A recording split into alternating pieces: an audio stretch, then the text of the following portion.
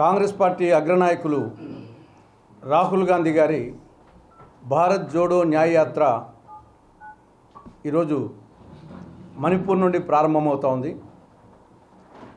భారత రాజకీయాలలో ఈ యాత్ర ఒక పెను మార్పుకు నాంది పలకబోతూ ఉంది. రేపు ఉత్తరాయణ పుణ్యకాలం ప్రారంభమవుతూ ఉంది. అదేవిధంగా దేశానికి కూడా ఒక మలుపు తిరగబోతూ ఉంది ఈ యాత్రతో. కాంగ్రెస్ పార్టీ వైకాపా శ్రేణులకు పిలిపిస్తూ ఉంది. ఘర్ వాపసి, స్వగృహ ప్రవేశం చేయండి. వైకాపా మునిగిపోయే నావ, మునిగిపోయే పడవ.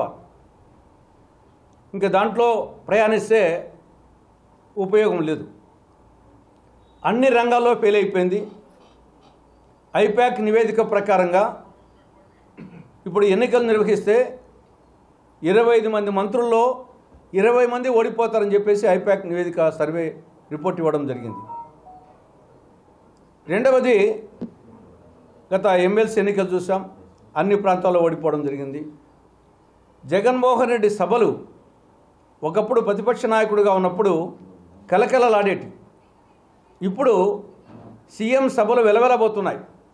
ఎక్కడో కాదు, పులివెందుల అసెంబ్లీ నియోజకవర్గంలోనే ఆయన ఎప్పుడోసారి వచ్చినా కానీ, రకరకాల ప్రయోగాలు చేసినా కానీ ప్రజలు రావడం లేదు. కాబట్టి జగన్మోహన్ రెడ్డి మీద, వైకాపా మీద భ్రమలు పోయినాయని చెప్పేదానికి ఇది నిదర్శనం.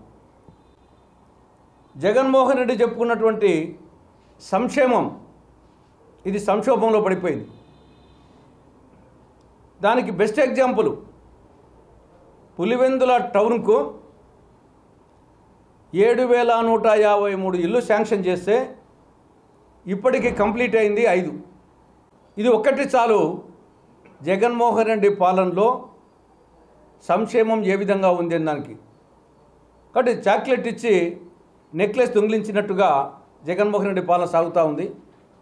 మట్టి ముంత ఇచ్చి వెండి చెంబు దొంగిలించినట్లుగా ఒక జేబుదొంగ పాత్రగా జగన్మోహన్ రెడ్డి పాలన సాగుతూ ఉంది. కాబట్టి మరిన్ని వీడియోస్ కోసం ఛానల్ ని సబ్స్క్రైబ్ చేయండి. లేటెస్ట్ అప్డేట్స్ కోసం వాట్సాప్ ఛానల్ ని ఫాలో చేయండి. అండ్ లింక్ డిస్క్రిప్షన్ లో ఉంది.